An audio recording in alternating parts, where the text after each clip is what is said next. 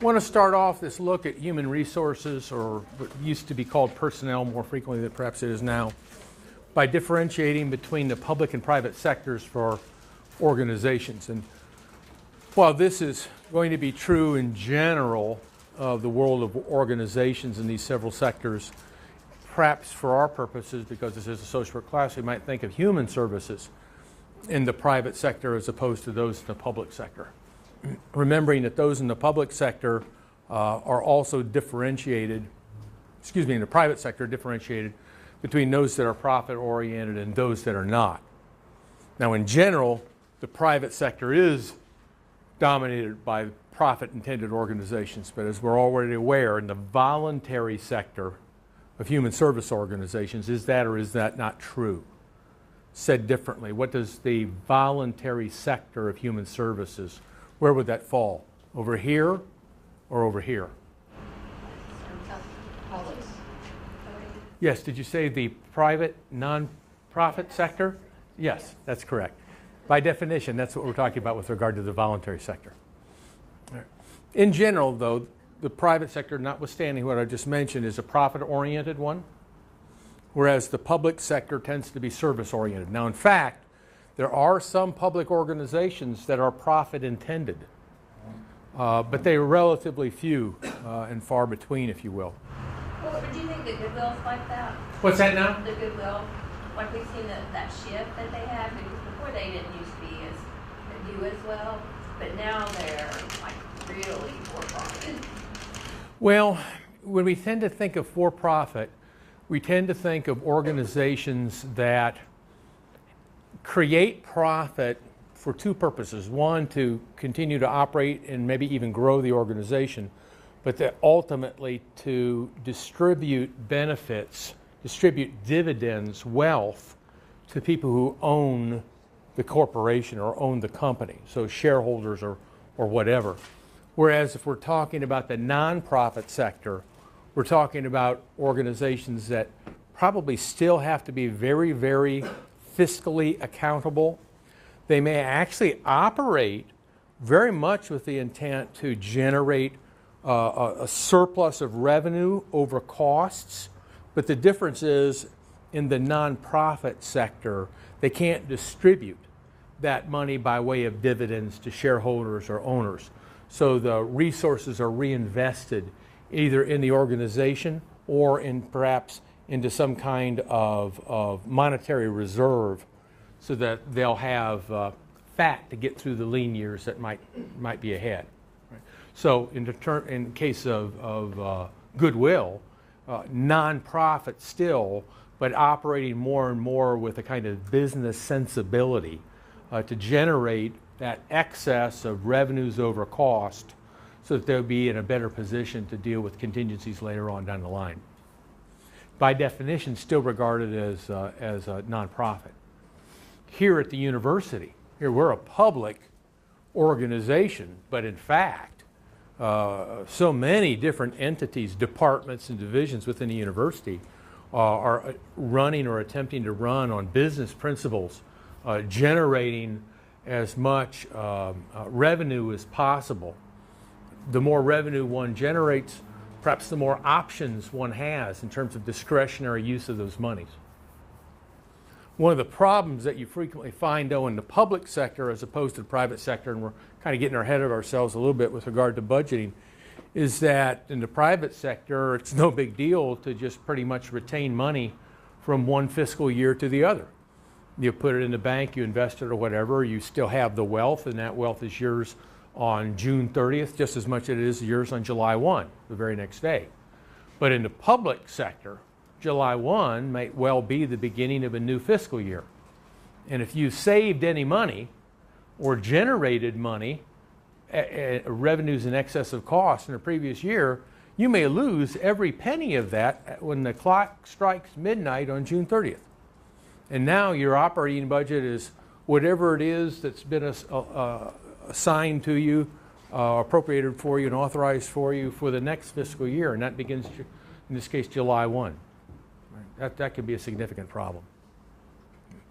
Notice that In this somewhat simplistic, but I think in generally accurate depiction of the differences between public and private sectors, the private sector is largely competitive, whereas the public sector tends to be more monopolistic.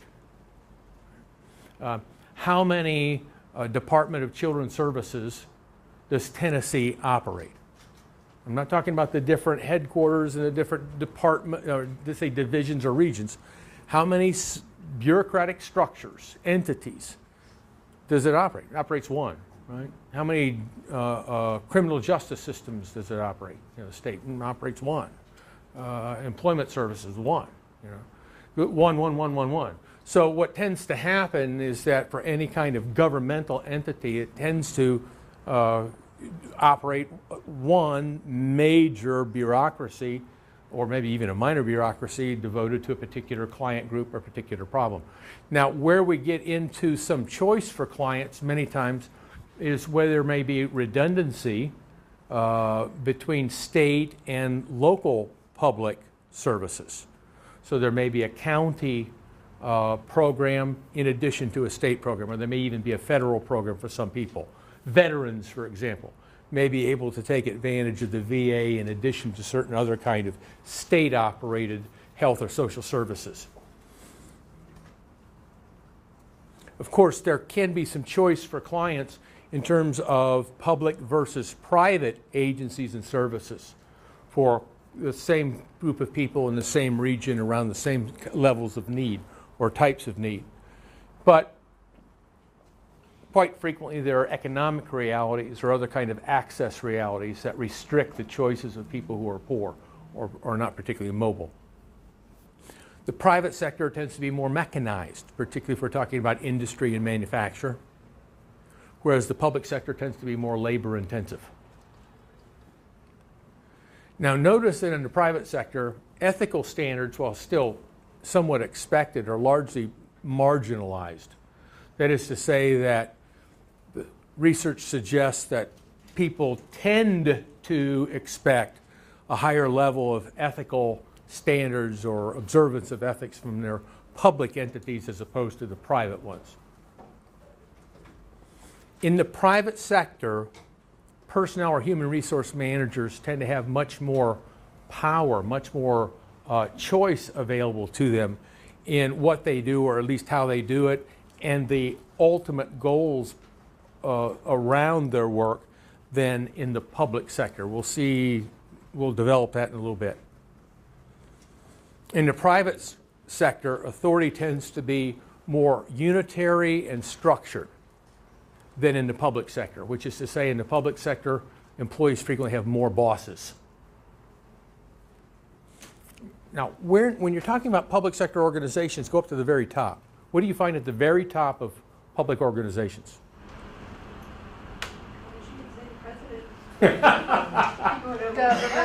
Governor.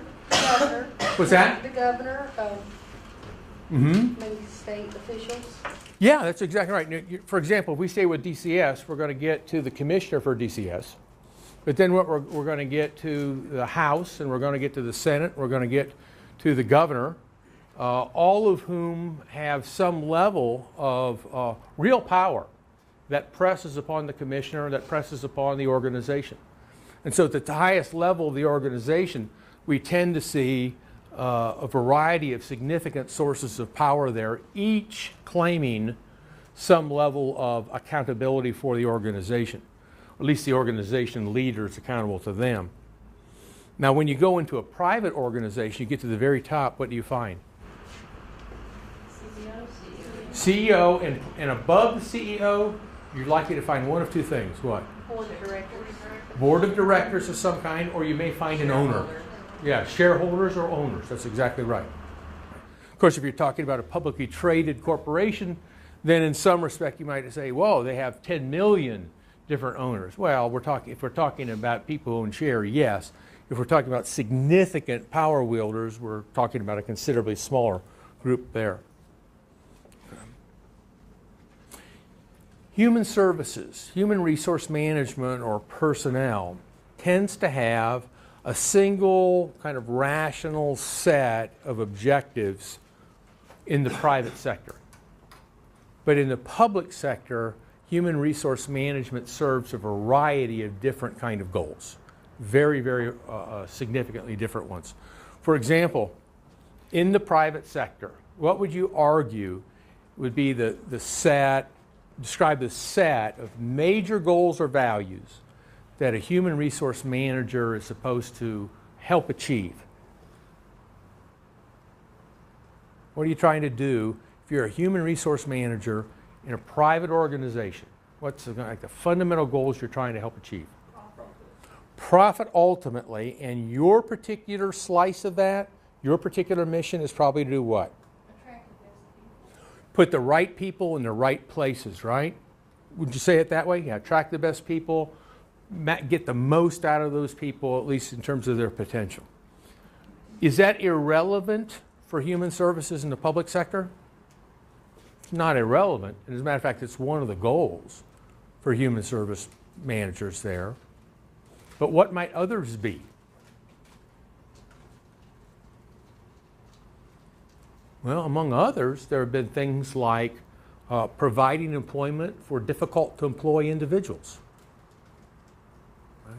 That is to say, government as an employer of last resort. It's a major principle in public sector human resources management.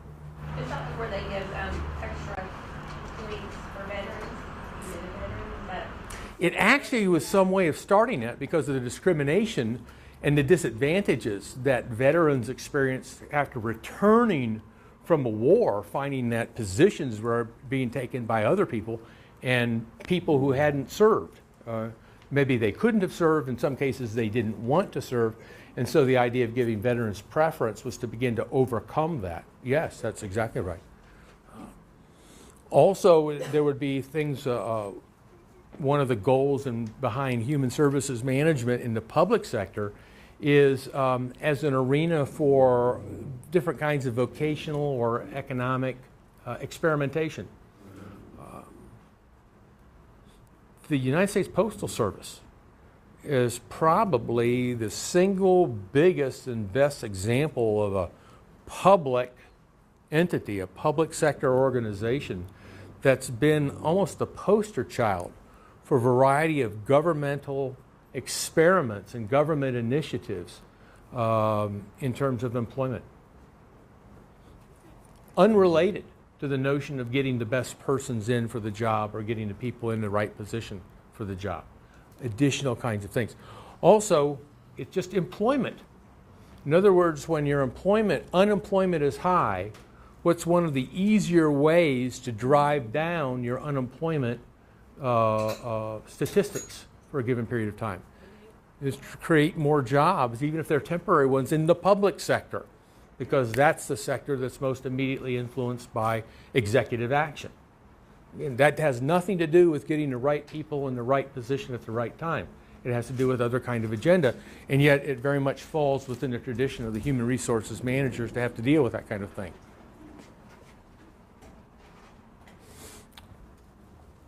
If you're looking for a job, and you have every reason to believe that you're the right person for the job you're seeking, right?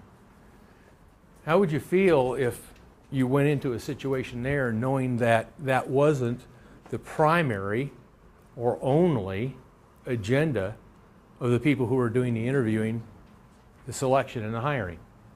That you were competing against other individuals who might be deemed preferable, not by virtue of the fact that they could do the job better than you, but by virtue of the fact that they do a better job of addressing a distinctly different goal, social goal, for which public organizations are particularly vulnerable or accountable. we have to have TCS in a way with our, the way you get promoted. You have to be, you have to score. They have to hire, so you probably help me out with this, they have to hire from the top 3 people that they interview. And regardless if this person is the best person for the job, been in that area, that field for 10 years, you have to hire these other people who have maybe just come in or from even like Department of Probation and Parole. So. And it doesn't make any difference where they come from, as long as they've they've been evaluated on the criteria that have been set up. There's a justification, whether you buy into it or not, there's a justification that the criteria are valid for the measurement that one wants to do, and that the score then is in fact the measurement, the valid measurement of relative expertise to do the job. Yeah. That examination, which is a responsibility of human resources for a large extent, it represents the single set of criteria used to determine the qualifications regardless of anything else. Now, it can include resumes. You can be scoring an interview. Those things can be part of that examination. But in the end, that examination has to stand the test of validity. And if it does for whatever purpose, because of political reasons, because it looks good, because there's an inherent logic to it, whatever it is, yeah, that's the measurement of competency. Now, one of the things that we'll see later on is that, for example, many unions will argue that the job or promotion, if you will, shouldn't necessarily go to the person with the highest qualification, but should go to that person with most seniority who is acceptable, who meets a baseline expectation, and then after that, seniority should play a part in terms of determining who from that smaller set of individuals should receive that particular promotion. All of these different kind of options actually start out as solutions to pre-existing problems, don't they? So, for example, with unionization, many times it was the abuse of lower level people, the lower participants within organizations with regard to wages and benefits and working conditions. And the intransigence, the insensitivity of management or ownership to provide more healthful and healthy kind of jobs and a more equitable, certainly more attractive set of pay and benefits.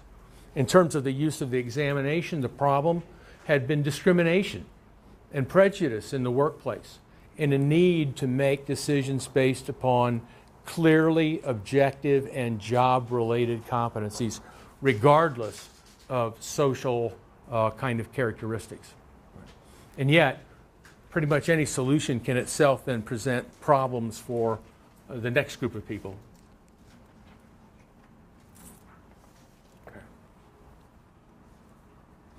Continuing our examination of the differences between public and private sectors. In the private sector, the goals and strategies that are available for organizational decision makers are open and available. And that is to say that there's considerable freedom available to organizational decision makers about how they pursue success for their organization. Whereas in the public sector, goals and strategies tend to be much more constrained and confined. They tend to be driven by other political actors within the environment. In the private sector, there's a heavy reliance upon consumer dollars for program operation or organizational vitality. Whereas in the public sector, consumer dollars, and that is by way of purchases, if you will, of services or products, that tends to be far less important. Rather, it's reliance upon tax dollars. Now, in one way, consumers paying here, but the nature of the mechanism is entirely different. And the relationship of consumer purchasing that which he or she desires is quite different as well. Many people who are contributing to the tax revenues of an entity, of a public entity, may never avail themselves of the services of that particular bureaucracy, at least directly, but rather benefit from it indirectly by virtue of the contributions that are made to others with particular needs within the community. An indirect kind of purchase, if you will. The private sector, less domination by professionals than you see in the public sector. But part of that, it goes back to that service emphasis, that so much of the public sector service organizations rely upon professionals as the people who are the prime owners of technology, the technology of change, if you will, is embedded within those people by virtue of their education and experience. In the private sector, governance tends to be either private or corporate ultimately. Whereas in the public sector, governance is public.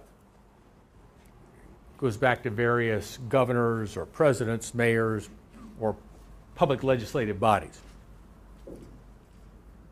The private sector is moderately or little affected by politics. I think it would be naive to say it's unaffected by it.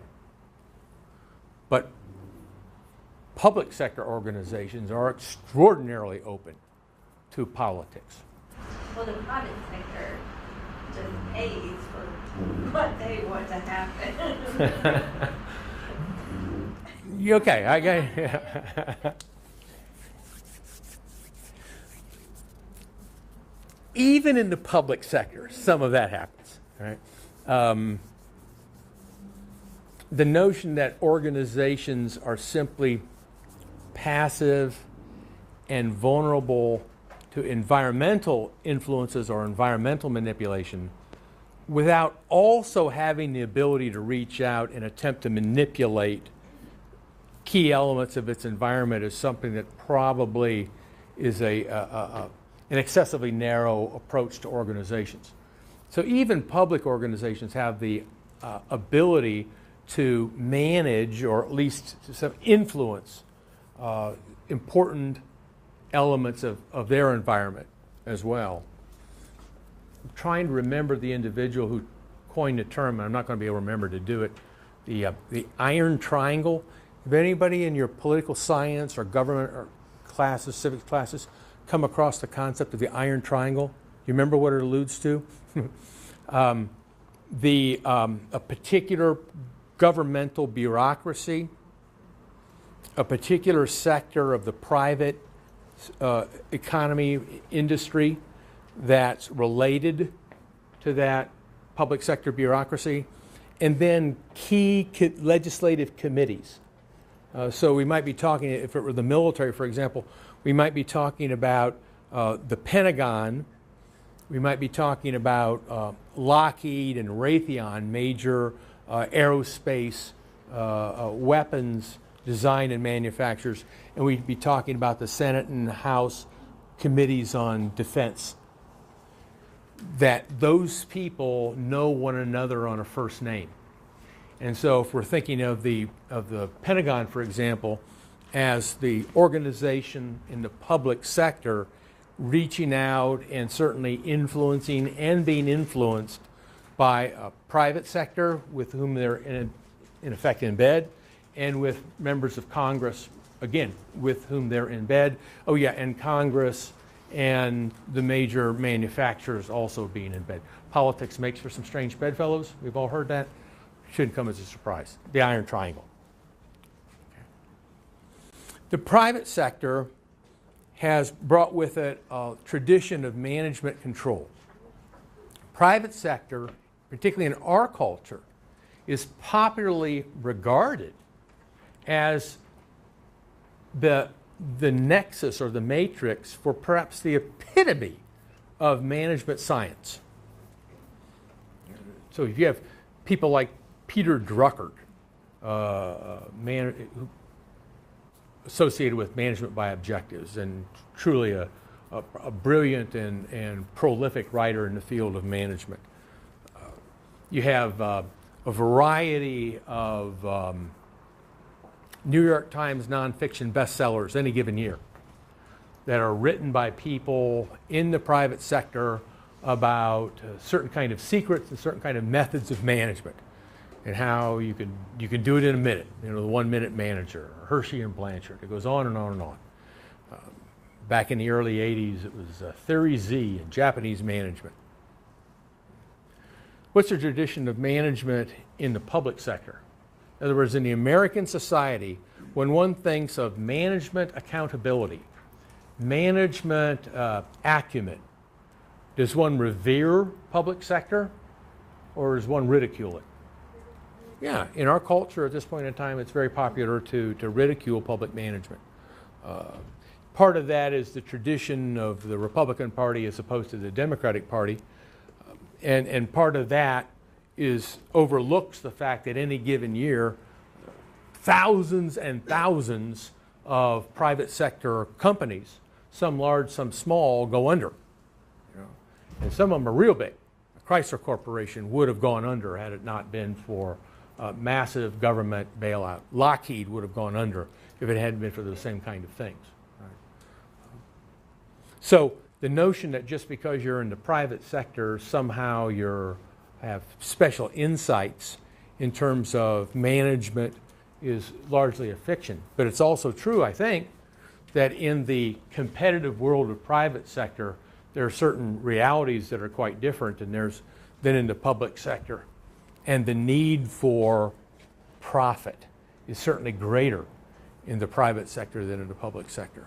Dr. Smith, do you think that like globalization and the internet companies have changed a lot of this stuff though? I don't think they've changed. Personally, first of all, what do you think before I give you my response to that? What do you think? I think that they have changed some. I think that business models have changed the way corporations operate. Like Google, Facebook, they all have very human relations type things involved with them. That's true too, but think of Nike, for example, or think of these offshore places that rely upon child labor, or in the case of some countries, slave labor, to generate profits.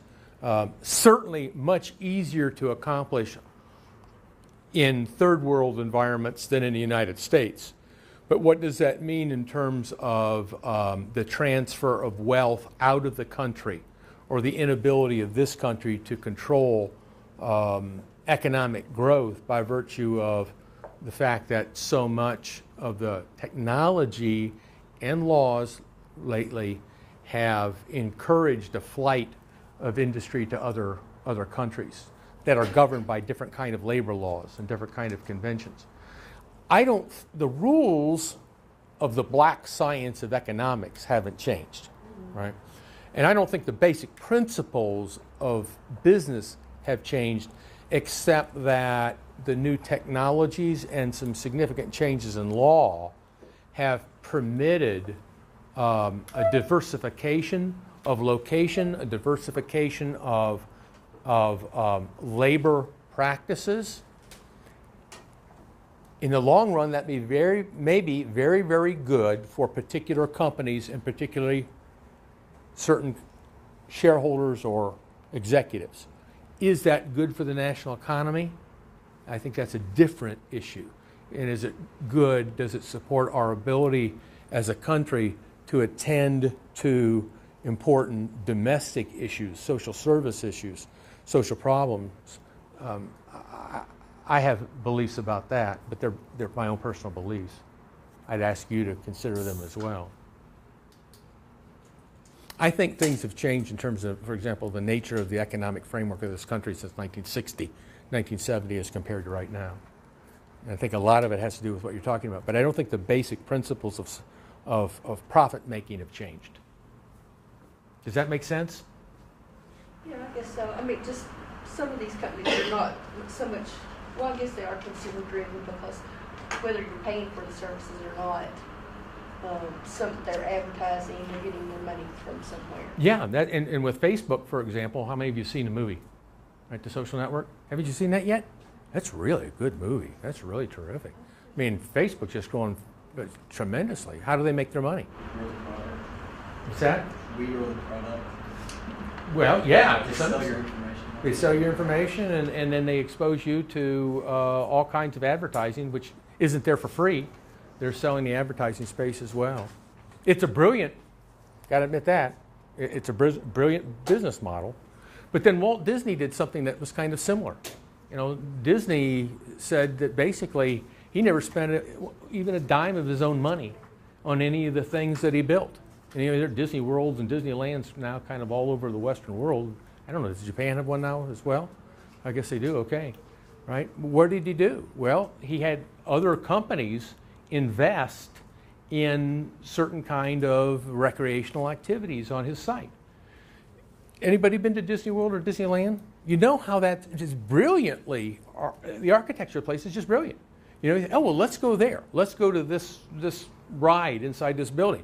And when you make your commitment and you get in there, all of a sudden you realize that you're in line for 35 minutes. You didn't realize that because of the setup. And what are you looking at while you're standing in line? You're looking at a bunch of beautifully, cleverly designed advertisements for the very organizations that committed their money to Disney to create that kind of wonderful recreation family experience that you're enjoying. Right? And he gets to rake in the profit. That's a brilliant business model as well. Just like the fact that you paid money to be in this class so that you could every Tuesday evening just anticipate the joy. Look at her face. Look, there's joy on that face right there. You know, that you know would just swell your persona for the next 6.5 days. So it's not until Tuesday around 2 o'clock that you probably start to get that kind of anticipatory depression, but yet also the elation that knows that in just a few hours you're going to be here as well. Money well spent. That's exactly right. That's a brilliant business model. Oh my. Okay.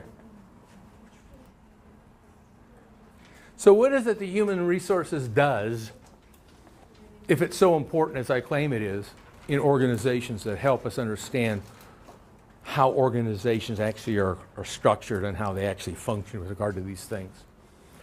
These are the various tasks and responsibilities that are commonly associated with personnel offices or human resources offices. These are the kind of things that speak to the activities or the expressions of these kinds of functions. Let's just take them one at a time. Position classification. That's a classic responsibility of human resource management. A lot of people would regard it probably as one of the most boring and one of the most tedious things that you could possibly imagine. And yet it is so critical to how organizations are structured.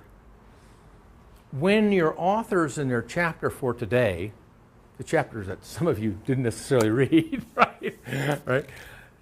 When they talk about different ways of creating a department, it's almost as if you as a manager can just choose to do that any kind of way you want.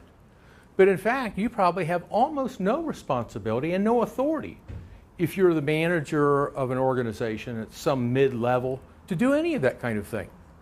What you're probably going to have to do is go over to HR and request that an organizational position be created. And then the chances are, particularly in a large public organization, just as many times in a large private organization, you'll be given a form to use in terms of describing basic parameters of the position. And somebody else in HR will take that information and will compare it to other existing positions or other existing jobs within the organization, looking for comparisons and contrasts. If they find one that's very, very similar, then what they may do is they may authorize you to fill a new position within your department, but it will be a position, the description of which, the nature of which is not new to the organization at all. Let's use a typical example of, let's say, a secretary or administrative assistant or receptionist. You're probably not the first person in an organization to request such an individual, such a slot in your organization or in your department. Probably some other folks have already done that, and there are administrative assistants or receptionists or secretaries elsewhere in the organization. And it's the description largely of those positions that will be adopted for the one that's going to be assigned to your particular department or division or whatever.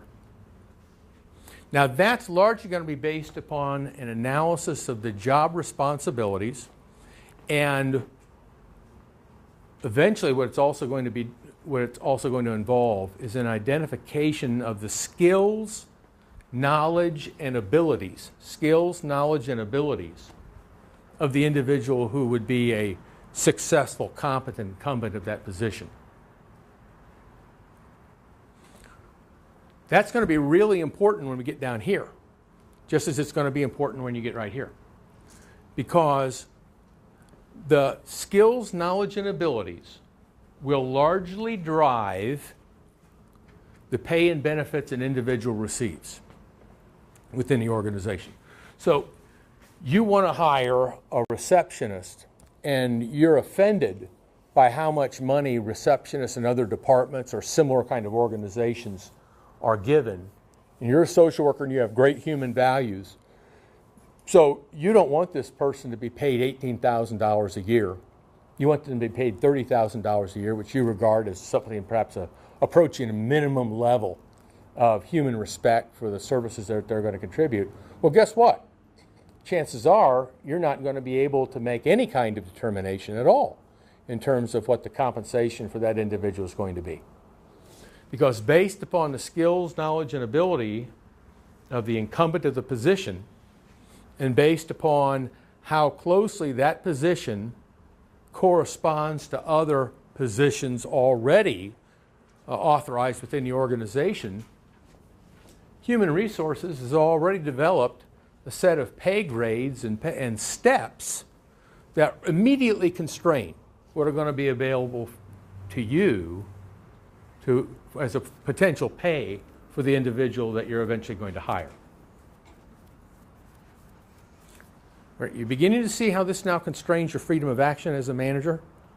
You're beginning to see how a knowledge of how one even has to play the game within the organization, the steps one goes through, the time that can be involved in simply getting your request for a job analysis or position analysis to be prepared becomes something that you have to take into account.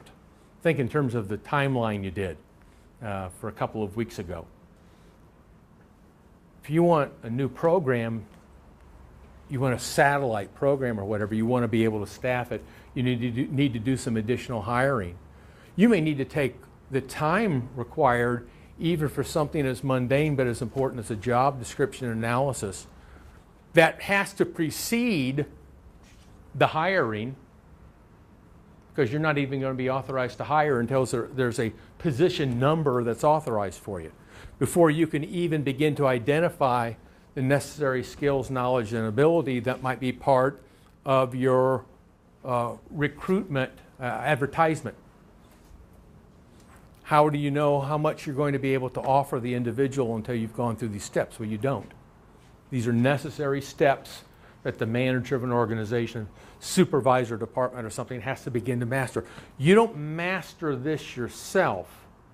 What you have to develop is an understanding that these are the steps, these are the procedures that the organization is going to follow in order for you to meet your needs. The Pay and Benefits Administration, another thing that's very, very typical responsibility for, again, larger public and private organizations, particularly public organizations, larger private organizations. They'll typically develop pay grades and steps within those grades. If a position is authorized that's associated with a particular pay grade, the options you may have will be to pay somebody within a certain range of steps, but even that might be constrained. I think it's a policy at ETSU, for example, that you're not permitted to bring anybody in above the midpoint of the steps within the pay grade for which the position is classified. Right? Can't bring him in at the 70th percentile of that. You have to bring him in no more at the 50th. And somebody may actually be brought in at a base level as well. That's your level of negotiating room that you have.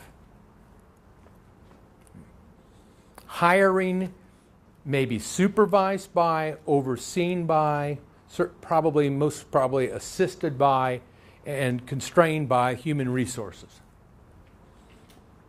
Human Resources will probably develop policies, perhaps procedures that you're required to follow with regard to advertising and recruiting, the examination process, and interviewing, and the selection process. Now, you may have heard Vanessa talking earlier about the rule of three, if you will, the three top candidates as measured solely by their examination performance. Trying to think of the name of this thing here. Just a second. It's not actually by examination performance, it's by the number of points that that employee has accrued over the time that they've been with the state. There's, yes, now, but in the human resources language, there's a thing called a test or an examination, and there's a thing called an assembled examination or test and an unassembled examination or test. An assembled test is in fact a test. It's paper and pencil or modern, it's on a computer. It's a set of items that an individual responds to. It's scored, and that becomes a singular performance evaluation that's used in terms of a selection process. An unassembled test is a variety of criteria that are used, but in combination constitutes the evaluation instrument or protocol, right? So it might be an examination, but there may be no examination as we think of examinations involved in that. It might be an assessment of a person's resume, let's say with point values that are permitted. So you have a panel of people, they look at the resume, and then they grade the resume from 0 to 5. That might be one element of the unassembled personnel test as part of a selection process. There may be letters of recommendations used. And again, the letters of recommendations are scored 0 to 3. Let's say that you're required to give a minimum of 3, let's say no more than 5. And so each that is received would be scored along a 0 to 3, and then the average of all scores obtained for a particular candidate, that would be a particular item on the unassembled test that's used here for this examination, if you will. Right? So even in this kind of thing, you're not limited to a paper, pencil, or a computer set of items. They're not necessarily like the quizzes that you're taking here in the class. So it could be an examination of degrees, academic degrees, with points allowed or assigned based upon the highest level, the number of degrees, even the type of degree that it is. So for example, a social work degree might be awarded 4 points. A degree in sociology, psychology of the human services might be awarded 3 points. A degree in history might be awarded 2 points. See where I'm going with that? A degree in computer science might not get anything at all, depending upon the nature of the job. When you take all those various criteria together and you also identify the relative contribution that each has to an overall score, then the notion of an unassembled test is that every candidate that passes muster that's minimally eligible for the position will then be uniformly and consistently and fairly evaluated on the basis of each and every one of those criteria. And those criteria then will be summed according to the principle that's been involved. So the assessment is consistent in terms of the procedure and criteria across all candidates. Now, once you've done that, the selection process may involve a variety of different kind of rules as well. So for example, very commonly there's the thing called the rule of 3. And that's you take the top 3 performers, and those are the people who are certified as finalists for the position. So in the end, the job goes, or will at least be offered to one of the 3 of those individuals. Then, more recently, especially since equal opportunity and affirmative action policy has gone into place, there's been a notion of 3+1. Now, the notion of 3+1 is you take the top 3 performers on the evaluation, however that evaluation was structured, assembled or unassembled, and if one of those 3 individuals, at least one of them, is not a member of a protected class, then you will go down the list of individuals, rank ordered by their performance. You will find the first such individual, member of protected class, The top 3 and the highest performing protected individual is the +1 will be certified as the pool of 4 who are finalists for the position. Typically in a rule of 3+1, if a protected member of a protected class is one of the original 3, then only 3 go forward. But the notion of 3+1 provides that at the minimum, at least one member of a protected class will be certified as a finalist for the position.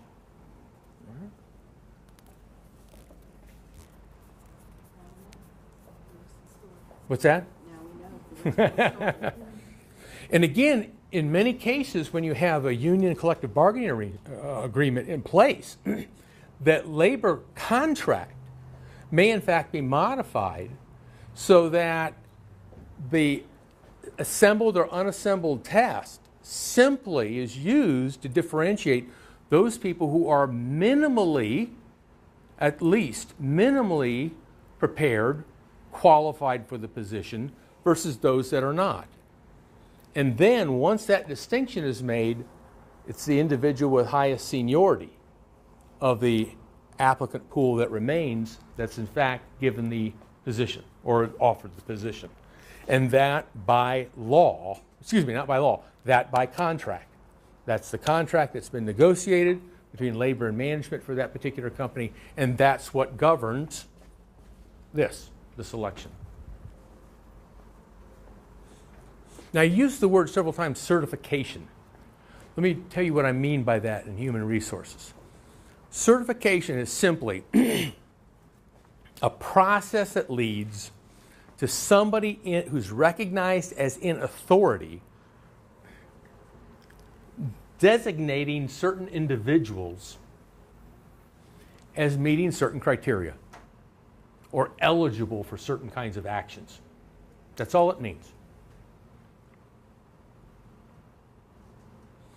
We're involved right now in a search for a new assistant professor who will start with us next fall. Just today, Dr. Reith, who's chairing that committee for the department, submitted a list of 3 names to the dean and asked that he approve those 3 as part of the process that goes forward for them to be certified as finalists for the position. These 3 names will now go to Mary Jordan, who's the head of diversity and equity for the university, and when she looks at them and she looks at the other material that goes with them and compares that to the people who have not made that short list of shortlists, if she agrees with it, then that process of certification will be complete, and those 3 individuals will be deemed officially eligible and deemed officially as finalists for the position. When that happens, no other individual who's applied for the position is eligible for it unless we offer the position and are turned down to each one of those 3 finalists. So now we're on the cusp of being permitted to invite these people in, but when that certification takes place, we in effect become limited only to those 3 individuals and not to the whole 36 individuals who applied for the position. Okay. What's the purpose behind all of that process? It's to objectify the hiring process and to reduce the likelihood of discrimination and prejudice acting against anybody in the process. And it's also to promote the probability